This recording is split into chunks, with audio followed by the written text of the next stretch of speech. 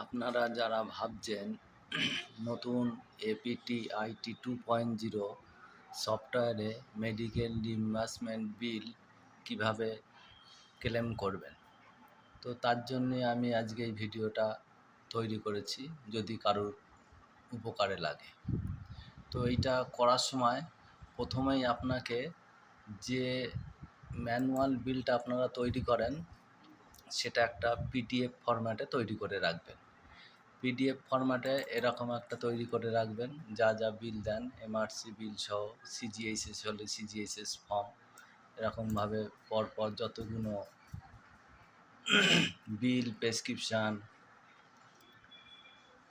যা যা আছে সবগুলো আপনারা একটা পিডিএফে করে রাখবেন। এবং এটার সাইজ মোটামুটি সফটওয়্যারে 2 MB বলছেন, কিন্তু এখনও পর্যন্ত 1 MBর নিচে সাপোর্ট করছে। ঠিক আছে, এইটা করার পরে ডিপার্টমেন্টাল আইটি 2.0 অ্যাপে ঢুকতে হবে। ঢুকে ইউজার আইডি পাসওয়ার্ডে দিয়ে লগ ইন করতে হবে।